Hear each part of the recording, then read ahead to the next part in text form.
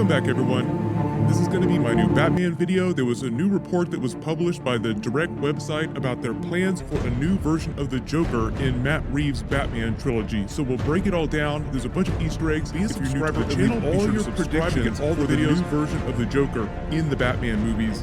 So starting with the really important stuff first, number 5, the Direct website published a report this past week claiming that Matt Reeves isn't just going to use a new version of the Joker in his new Batman trilogy of movies, he's going to use the Joker character way more in a much bigger way than any previous Batman movie franchise before. Not counting the TV series like Batman the Animated Series or the live-action TV series like Gotham or the Adam West 1966 Batman series, because there were multiple appearances from those versions of the Joker. We're really just talking about the big movie franchises. And even though there's a lot of question about whether or not we'll ever see Joaquin Phoenix's Joker again in another movie, they've been talk about them doing it, there's been talk about them not doing it.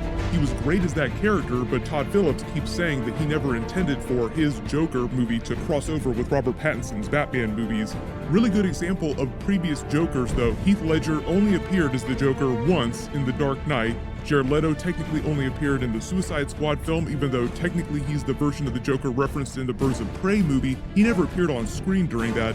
Jack Nicholson only appeared in the first Michael Keaton Batman movie in 1989. Fun fact though, had they continued with that iteration of the Batman franchise in a 5th Batman movie, that would have been titled Batman Unchained. They had planned to bring back Jack Nicholson's Joker as a hallucination in Batman's mind, filming new footage with Jack Nicholson. I think we can all agree though that as cool as that might have been to see him come back and reprise his role, we were much better off moving to the Christopher Nolan Dark Knight trilogy of Batman films. So number 4, this new Joker report goes on to state that the plan for this new version of the Joker is to cast another major actor. There have been a lot of rumors about who that could be. I'll mention them in a second. And the Joker's story arc in the new Batman trilogy of movies will be a bigger version, bigger build-up of, say, like the Christopher Nolan Dark Knight trilogy Joker with Heath Ledger. So think about the way that the Dark Knight trilogy treated the Joker character. At the end of Batman Begins, Gordon tells Batman that a new costume crazy person is surfaced and literally is leaving playing cards as calling cards, shows him the Joker playing card from a recent crime scene, and that's just meant to be the end tag scene teaser that the Joker would be the main villain of the next movie, The Dark Knight.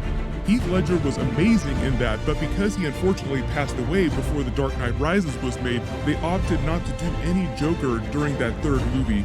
Although after he did pass away, Heath Ledger's sisters apparently did an interview claiming that he had told them he planned to return in some fashion to The Dark Knight Rises. We don't really know what his role would have been during that movie, given that Tom Hardy's Bane was supposed to be the main villain. He would have teamed up with him or just simply taken advantage of all the chaos that he was causing in Gotham. So number 3, per this report, the new Robert Pattinson Batman movie version of the Joker is supposed to be a more drawn-out version of the Dark Knight trilogy version of the Joker storyline. Tease him at the end of the first movie with a reference or a playing card, something small but obvious, letting you know that the Joker exists within this universe. He's simply too big to swerve on. They sell way too many toys, make way too much money to not do any kind of Joker at all. Then he'd appear on screen in some fashion during the Batman 2, whatever that sequel winds up being, but he wouldn't be the main villain of that movie like he was during The Dark Knight. He'd just be a side character in the way that, say, like Colin Farrell has said that his version of the Penguin is in the first Batman movie and has some great scenes, but he's not meant to be the main villain, and he doesn't have a ton of scenes in terms of quantity compared to some of the other villains.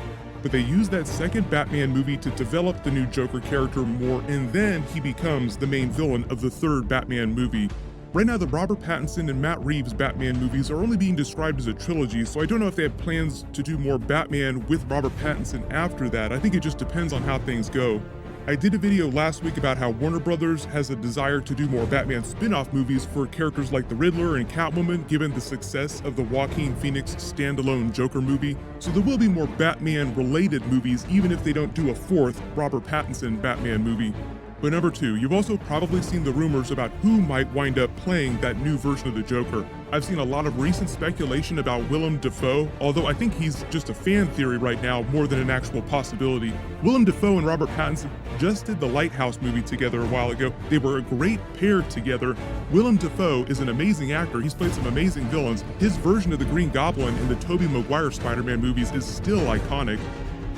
but I don't think that the type of characters that he typically plays are in the tone of what Matt Reeves is talking about with his Batman movie. He said that his new Batman movie, or multiple new movies if we're talking about a trilogy, are tonally somewhere between Tim Burton's more stylized Batman, Christopher Nolan's more realistic Batman, and what I would call the heightened reality of the neo-Gothic Batman the animated series.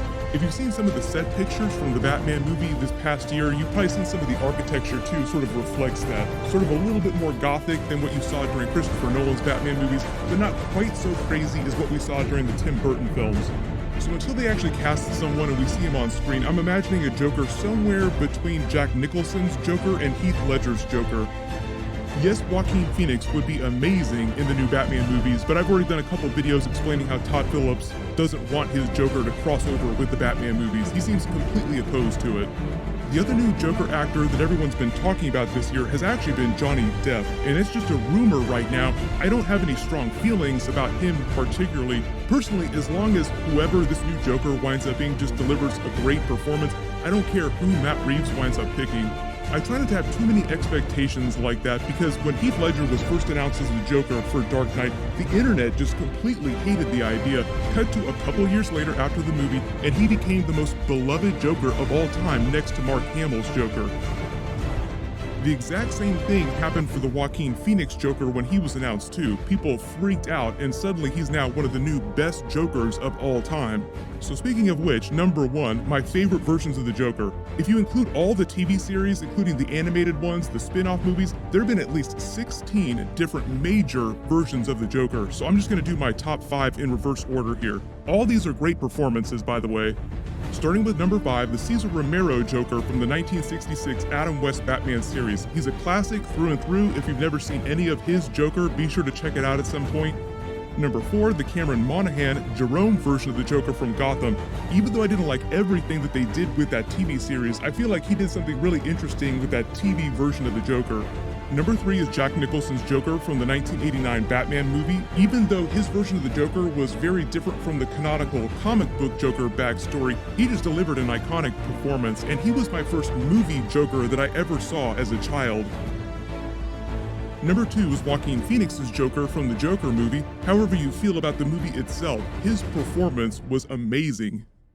Murray, one small thing. Yeah. When you bring me out, can you introduce me as Joker? And as you probably guessed, my number 1 pick is actually a tie between Heath Ledger's Joker from The Dark Knight and Mark Hamill's Joker from Batman the Animated Series. Normally people only think about the live action movies when you think about the best versions of the characters, but Mark Hamill has one of the most iconic Joker portrayals in history from any of the movies, any of the TV series, and Batman the Animated Series itself is one of the best TV series of any TV series in history. Batman Mask of the Phantasm is also one of the best Batman movies of all time. It just happens to be an animated movie.